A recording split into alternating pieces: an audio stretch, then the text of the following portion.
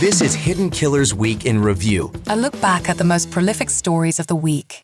Welcome to the podcast. If you'd like to listen to an ad-free version of this episode and all of our episodes, then search True Crime Today Premium Plus on Apple Podcasts and press subscribe. That's our premium channel where all of our ad-free and advanced episodes live, all in one place. True Crime Today Premium Plus. Search it on Apple Podcasts and press subscribe. Even try it for 3 days free.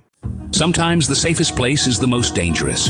You're tuned in to Hidden Killers with Tony Brueski, featuring psychotherapist and author Siobhan Scott. John Diddy comes, and the latest round of accusers have come to light. I feel like it's kind of like an every Monday thing now. It's like in school, you get chocolate milk on a certain day of the week. Every night, day here now, it's like a certain day, new Diddy allegations coming down. 7 new ones. These are not the 7 from last week, by the way. So we're now up to like 30-some official civil cases against him. And it ranges. There's all sorts of accusations. And here we're going to break some of them down. Joining me to discuss, Siobhan Scott, psychotherapist and author. Siobhan, what strikes me about this is the celebrity culture. I guess we're going to use that term. I don't know if that's truly what it is because it feels more like it turned into a hedonistic cult than it did celebrity culture. Like it went there. I think that's what was the guys drawing him in with celebrity culture. And then guess what, everybody? It's far darker than that. The one that specifically got me was one of the first ones reported on this last week. The 13-year-old girl that claims she was there apparently got in through one of the limo drivers, let her in and said, yeah, come on into the party. Great idea. It was at the 2000, this is 24 years ago, MTV Video Music Awards at the after party. The Jane Doe says she was in a room. Diddy came in along with a male friend, a male star, and a female star. And the two males sexually assaulted the 13-year-old while the female watched. It's an allegation, so it is what it is. But this idea that there's no, I mean, this is very unhuman. The 13-year-old was treated not like a human being. And the fact that the female stood there and watched, I mean, one could argue, well, was she shocked? I'm going to go with she's used to it based on what we hear in this story. It's not something I think that any normal human being or healthy relationship would do of like, hey, honey, do you mind if I go rape the 13-year-old in front of you? Okay, thanks. Diddy's doing it. I think it's okay. I mean, that seems to be how this played out. What is going through one's mind that this is that normalized that one could just sit there and be like, yeah, have fun, honey. Yeah, I think you nailed it with the title hedonistic cult. I mean, that's exactly what it sounds like with this in crowd of people and unspeakable things going on, and everybody just sort of goes along with it and validates it. And what is the full extent of this going to be? It's really I mean, we want to say unbelievable, but it keeps happening, and so it seems like it's something far greater than anybody could have ever guessed. How the hell did Diddy normalize this shit? Maybe it wasn't even Diddy who normalized it. Maybe it was just kind of part of their culture, if you will, in a real sick way that this stuff goes on at parties. But unless you grew up with this, at some point this was normalized. I mean, I guess I'm having a hard time wrapping my mind around how you go from like, I'm at a party, okay, I'm kind of uncomfortable, I'm going to go away, they're kind of getting sexual, to like this, where it's like, your partner's raping someone and you're just like, hey, can I have another vodka and Sprite? It's exactly what's going, like, how do you get there from point A to point B? Yeah, it's hard for me. I'm a person who has a very sensitive conscience and a very strong awareness of right and wrong and respecting other people. And I raise my kids that way. So when we look at folks who would ever engage in this kind of behavior, I can't really wrap my head around, especially to have a female that would participate in some way as a perpetrator.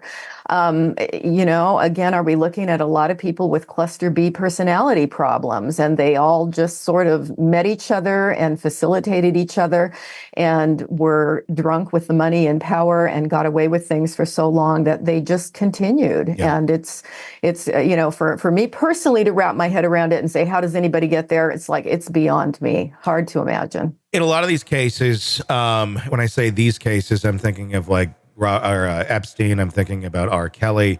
There's been a female aspect to it in terms of not just victims, but in terms of recruiting, in terms of being part of the system. We had Ghislaine Maxwell with Epstein. We had some of the women that were part of R. Kelly's harem, basically being a part of it. I'm wondering if we're going to see that here as more names come out. It almost seems like it has to be part of the recipe for this sort of world to thrive, having a safe female figure be there to make some of these women walk in and go, oh, this isn't so bad. I mean, she's a woman. She wouldn't lead me wrong. I'm wondering if we're going to see that here, and I'm wondering if we're going to see it like in a big name way of like a big female celebrity being tied into something like this. What's your thoughts on that being a possibility here? Yeah, nothing that would surprise me. Even with Harvey Weinstein, there were women that knew what was going on and facilitated, his rape of female stars. So it's again insidious. It's hard to imagine how a woman could validate the abuse and rape of other people, and particularly little girls. But does it happen? Yeah, all the cases you mentioned. I guess the question here on that, when we look at these other cases of Epstein, of Weinstein, something about the Steens, of what we have here with Diddy, and all of that, and you have that female figure that is in there facilitating this stuff. I mean, and sometimes we've heard allegations of them participating in it as well. How? I mean, how do you get that? I mean, what is the mindset there? Is it something where they were groomed for so long and there's almost a bitterness there of, well, I went through it and I'm okay. And it almost like validating their own abuse of like finding some reason for it by having others experience it too. So they're not alone and other people are doing this. It kind of makes theirs not so bad. I don't know. I mean, it seems like a very twisted, weird way of trying to justify this in one's mind. Yeah, I don't know how often we could find evidence that somebody who engaged in this kind of behavior had this happen to them in the past. It certainly, I'm sure, happens sometimes, but a lot of the time it doesn't. And we never do find a good reason for why, other than they were enamored with the wealth, the power, this status that they got from this, this powerful male that they were in essence serving. And, how do people override what we think of as a normal conscience, other than maybe they never had a normal conscience to begin with. And for some reason, there just are people like that.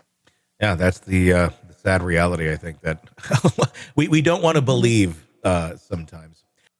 Siobhan Scott, psychotherapist and author, thank you for joining us. The latest wave of allegations against Diddy forces us to confront some unsettling truths, not just about the man at the center of it all, but about the culture that surrounds and enables this kind of behavior. It's easy to dismiss these stories as part of a depraved celebrity lifestyle. What's more disturbing is how normalized this behavior seems to have become for some. When abuse is allowed to flourish in environments masked by wealth, fame, and status, we have to ask, how deep does this culture of complicity go? There's an eerie pattern here. Just like the cases of Epstein and Weinstein, we see women not only victimized, but also participating, facilitating the abuse, perhaps as a way to validate their own trauma or maintain their place in a toxic power structure. How do individuals reconcile such monstrous acts with their own sense of identity? Are they trapped in a cycle of abuse, or have they become something far more dangerous? People who see this as the cost of access to power. At the heart of it all lies a troubling question. How does a person's conscience get overridden?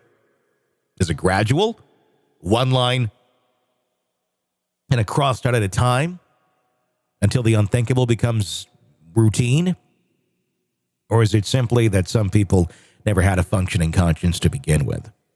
Either way, the result is the same. Lives shattered, abuse ignored, and those in power protected. The bigger question for us is this: how many more times will we allow this story to repeat itself before we demand meaningful change? Or are we so enamored with the cult of celebrity that we prefer to look the other way, telling ourselves that it's just part of the lifestyle? Until it isn't. I'm Tony Brueski. If you want to stay up to date on this case and the others that we cover, be sure to press subscribe. Welcome to the podcast. If you'd like to listen to an ad-free version of this episode and all of our episodes, then search True Crime Today Premium Plus on Apple Podcasts and press subscribe. That's our premium channel where all of our ad-free and advanced episodes live, all in one place. True Crime Today Premium Plus. Search it on Apple Podcasts and press subscribe. Even try it for 3 days free. You're in the thick of a true crime saga, every detail sinking in, and then, wham, a commercial about something you couldn't care less about. It's like being served a microwaved dinner at a 5-star restaurant. But it doesn't have to be this way.